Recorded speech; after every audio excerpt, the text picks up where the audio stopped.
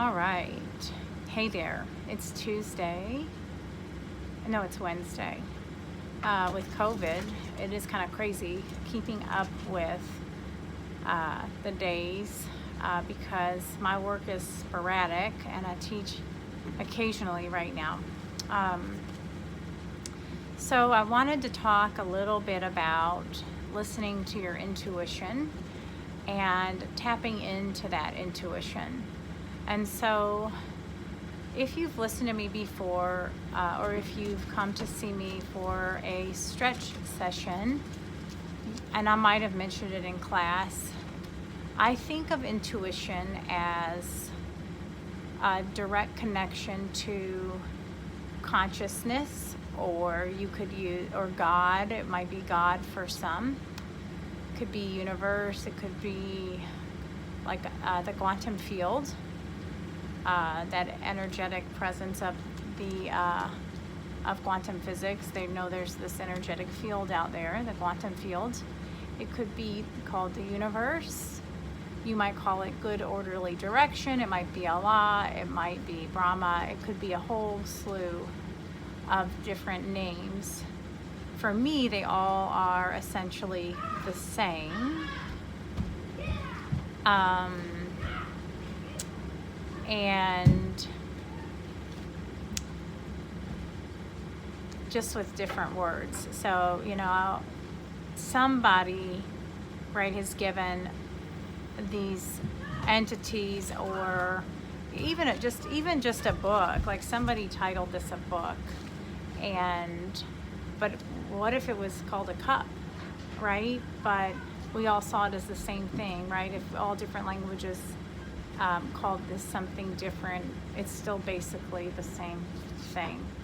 And so when I think about consciousness, I think of us as all being one. The Bible would say, and I do not know my scripture, that, we're all created in the image of God. And so when I think of oneness, I think of a glass. Maybe it's your favorite beer glass or mug or wine glass, whatever you want to call it, or whatever your favorite, whatever you want to visualize. And let's say this glass is sitting on the kitchen counter and it gets knocked off the kitchen counter and it breaks into a gazillion pieces all over your kitchen floor. Some of those pieces are going to be different sizes. They're going to be different shapes. They're going to land in different places in the kitchen. Maybe some land in the dog's water bowl. Maybe some they go flying up to on top of the refrigerator. Maybe some land in the kitchen sink or on the floor, maybe in little crevices, whatever that is. And those are all still part of the same glass, right? They're still the glass, except for now they're having these individual experiences. And so that's how I understand human beings to be, is part of the one glass, all having our own human individual experiences here while on earth.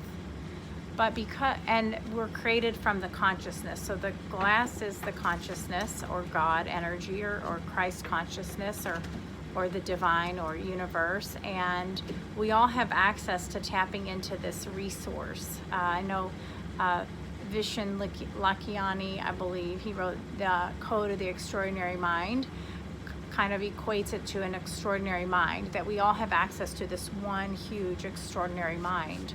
And when we meditate and we find stillness and we go within, we directly connect to that wisdom. So when we connect with that wisdom, and that wisdom is of just pure love, there's no evil there. But when we connect to that wisdom, if it is in the best interest for ourselves, because we're all part of the glass, it's going to be in the best interest for everybody involved, even if there's pain and discomfort and wonky feelings and ups and downs that one might have to feel with that. And so I think now more than ever, we are being asked to go within and listen to our intuition about everything that is going on. And for me, something feels off and fishy and shady and weird. The things don't add up. And I want you to think about, and I don't even want you to think about, sometimes the thinking becomes too much. The reading, the science, all of it, right? The numbers. Just if you tuned all of that out and just sit with yourself and ask for insight and wisdom and guidance and see what comes up for you. You know, how are you supposed to move through the world? What next steps are you supposed to take? Now, this can be hard because I do think sometimes intuition and fear can be on opposite sides of the same coin. You might know you need to make a decision, but you're also fearful of making that decision, right? Because what might come from that?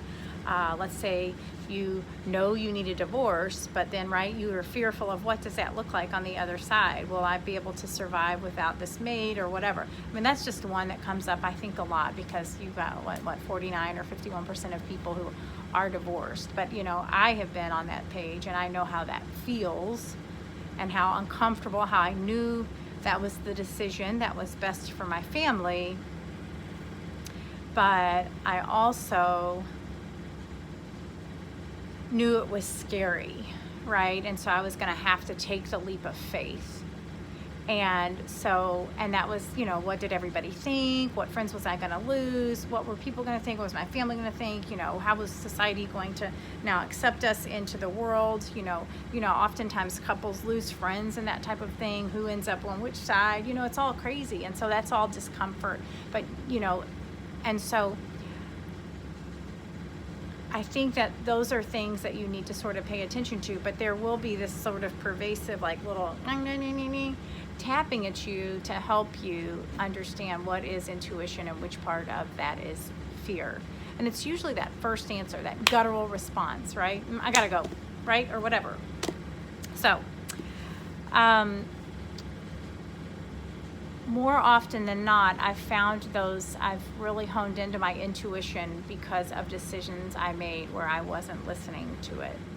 And I know how those turned out, but I had those deep, visceral, those bodily feelings that said, oh, you don't need to do that, but I did it anyway. Like I got mixed up. Was that fear or was that intuition? And I ended up mixed up.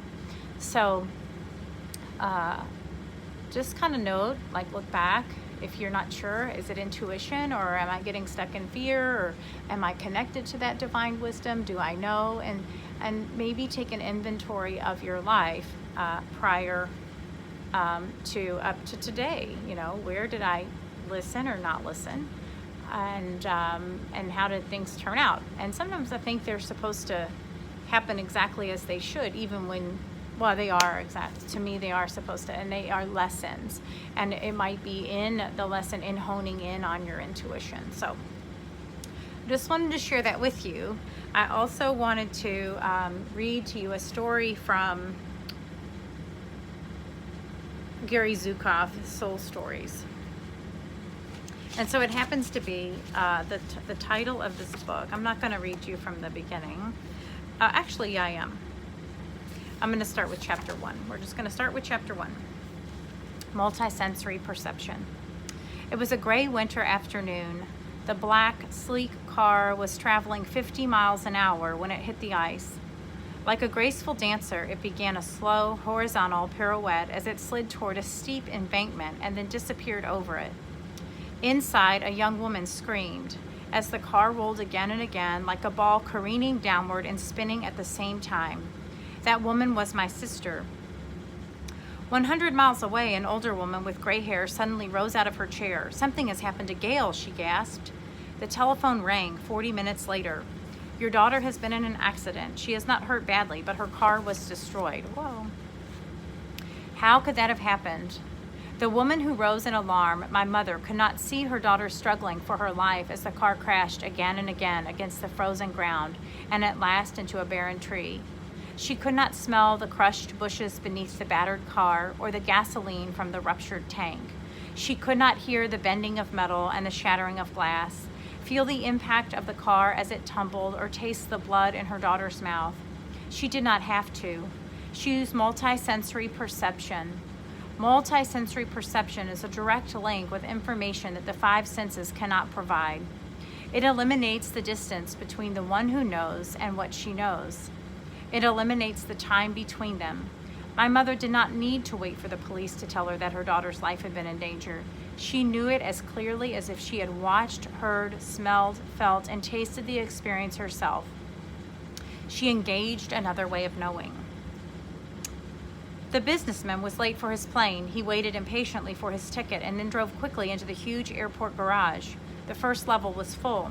So was the second. Up and up he spiraled, one narrow ramp after the other, becoming more worried each moment. Level 3 was full, and so was level 4. As he approached the ramp to the last level, desperate now, he suddenly stopped. A large sedan came speeding around the curve, going the wrong way. Neither would have seen the other before the crash. How did he know that the car was coming? He could not see it, hear it, or smell it. His ability to taste and touch could not help him. This is also an example of multisensory perception. Multi means more than one. Taste, touch, smell, hearing, and sight are different ways of sensing, but they are all part of a single system. That system is designed to detect one thing, the world that happens to be outside of you. If you have only 5 senses to navigate, you are limited to this system. When the brochure first came in the mail, the woman did not give it much attention. It was about a conference that was too far away, too expensive, and not about the things that were most interesting to her. The next day, she felt compelled to read it again, and the next day too. She could not put it out of her mind, nor the curious feeling that she should attend. Without knowing why, she registered and booked a flight. The first day there, she met a man who was struggling with cancer. She had a passionate interest in the healing process. With her assistance, his cancer disappeared, and they co-authored a book on healing. Where did her impulse come from? She had 2 systems to provide her with information. The first, her 5 senses, didn't give her information about what might happen at the conference. Another system did. That second system is multisensory perception. My friend Jeffrey had come to a dead end. He wanted to study deviant personalities from a positive point of view.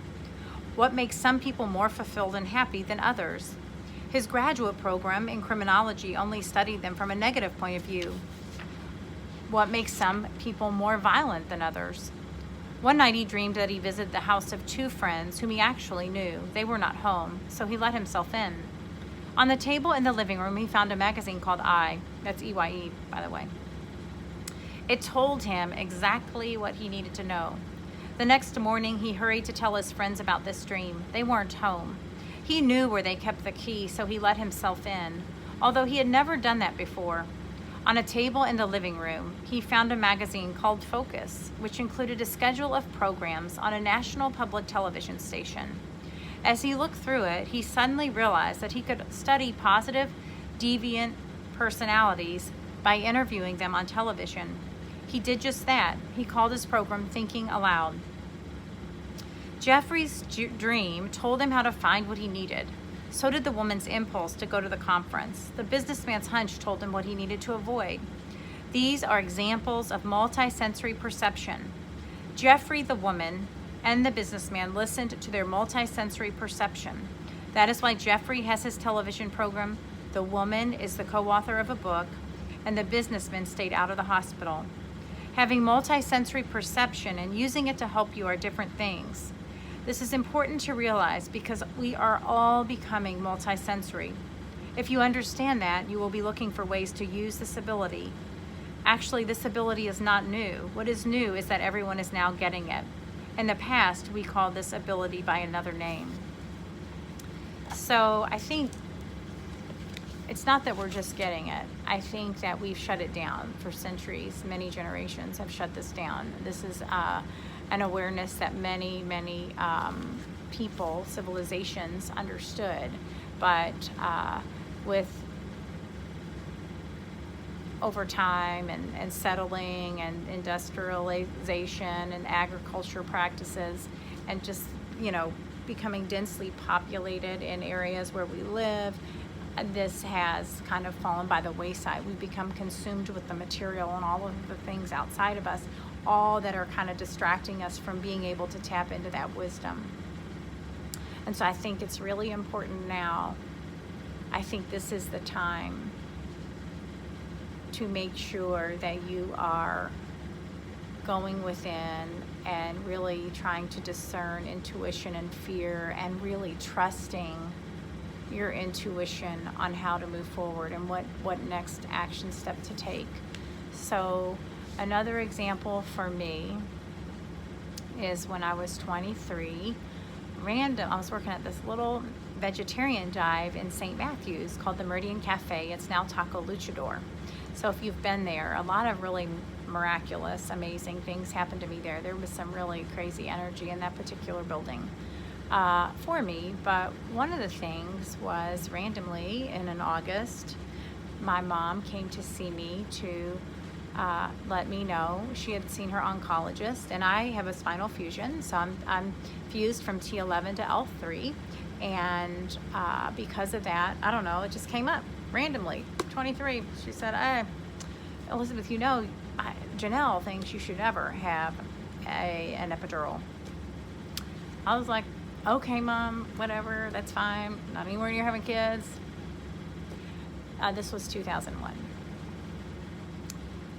A little while later, I had put this little piece of necklace on, and because I had bought it there, actually, I bought this necklace there, and there was some jewelry booths when I started. Then it became just solely a restaurant, but bought this little piece, and then in October, after 9/11, I found out that I was pregnant, and so that was that. I was like, okay, well, I'm pregnant now, and I just found out I can't have an epidural, or shouldn't, and so I'm gonna aim for natural childbirth. And so that became my mission at that point. So then in November, it was Thanksgiving. It was the Wednesday night when all the college kids go out, and here I was pregnant, and all of my friends were going out from high school, and we were gonna get together. And so I went out, even though I couldn't drink, and went up to Molly Malone's, and I ran into this friend, and her brother had just come home from China. He had studied Oriental medicine, and he knew Chinese, and he looked at my little piece, and he said, "Oh my goodness," he goes, "that is actually a little piece from a porcelain cup that would be given to a child when they are born. It means good luck to the little child." I was like, motherfucker, I'll never forget it. It was just so amazing. I was just like lit up. I was like, I put this on before I found out I was pregnant, but when, like, right around clearly the time I got pregnant, right after my mother told me about the epidural, and I was like, wow, so anyway, I rarely take it off. I've taken it off here and there throughout over the years, but I was like, I'm not taking this off until my little boy's born. So that is just one of many things that have happened to me along the way as I have been on this journey called life. But I had to sort of like connect the dots, but I've always had those like aha moments, those wow moments. But when you understand that we are part of this amazing divine universe that is intimately connected, then it makes sense that I would get the information that I need, and the folks in this book would get the information that they need, because we're already connected. We're already the glass, and you could maybe pick something different. But when you understand that we are all of this and so much more, and we have the power to usher in a beautiful new earth, whatever that looks like, it just feels pretty amazing. And so I just want you to think about that over the next, I don't know, couple weeks, 3 weeks, 4 weeks, I don't know, however long you need to, but just sort of let that sink in and think about where your intuition has guided you, where maybe you didn't listen to that intuition, and then just really focus on how you feel right now, and not the fear. Focus on what your higher self, that insight and wisdom that you have coming from a divine source, and not to say we don't need to feel this fear, but we are, as another gal said, we're alchemizing the fear when we focus on sort of dispelling that fear of what is the virus or what's coming, a cashless society, mandatory vaccines, mass tracking, mass surveillance, whatever that is, we can start to dispel, right? This with the more intimate connection that we have with this divine presence. So I hope you all have a great day, and I guess that's it for today.